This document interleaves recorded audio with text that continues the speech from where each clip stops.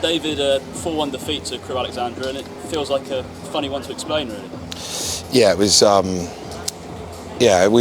thought we started okay and got into some really good positions, but we're sloppy and loose when we got in there, and that probably built some anxiety around on the pitch, in the stands, because then I think we kind of let them back in through our sloppy play, and they grew into the game, and then we seemed to get really, really anxious and poor technically, like really poor with our receiving and passing, which probably led to their first goal.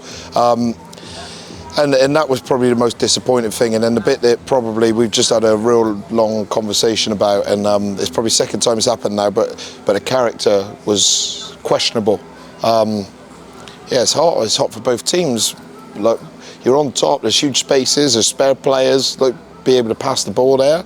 And then, the goals are exceptionally poor. Like, long balls into the box where we lose 2 contacts, free header from a set play. It's like, if you don't do the basics in football, you've got absolutely no chance, and we didn't do any of the basics today. Some good moments in the first half, as you said, sloppy as well, and 1-0 up at half-time was a great position to go into. That quickly got squandered. How disappointing was that? Yeah, really disappointing. I mean, after staff didn't even see the goal, because it looked like we were in good control of the ball, and then obviously it's one loose touch and they go through and score, and then you're like, well, that's not through good play, it's through our mistake, and we missed 3 chances to chip the ball behind in that one action, and it felt really like everything to feet, everything short. It wasn't very good. It's not what we worked on, and again, I'll take full responsibility for it because I picked the team, but that's not acceptable at all.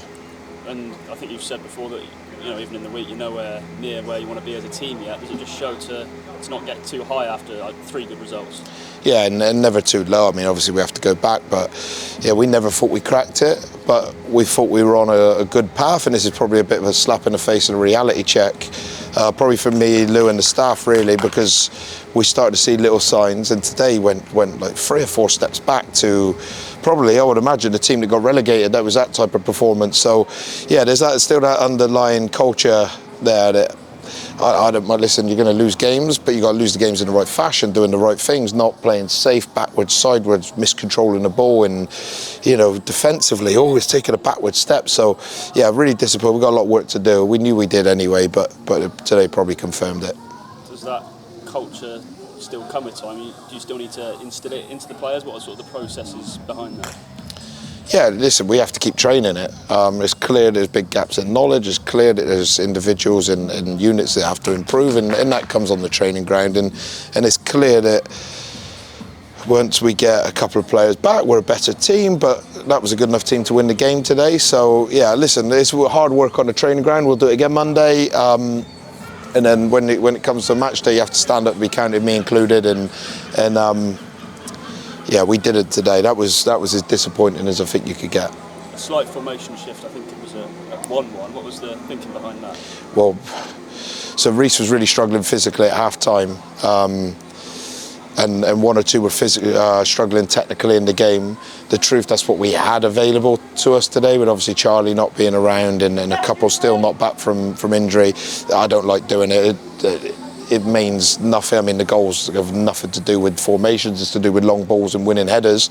But yeah, that's what we had available today. In the end, we've got to move Dom into centre midfield because we haven't got quite the depth there yet with the couple of injuries and personnel missing today. A couple of injuries. You hoping for a couple back for Doncaster next week? Yeah, we're obviously looking at this. We're desperate for a couple back. So yeah, fingers crossed. But I've probably predicted that a few times and it's not come true yet. So yeah, like I said, Reece will be better for the 50 minutes that he played. Hopefully Charlie don't get injured away, so those 2 will be back. I'm hoping Geordie trains Tuesday. They're probably the main 3 that'll be back next week.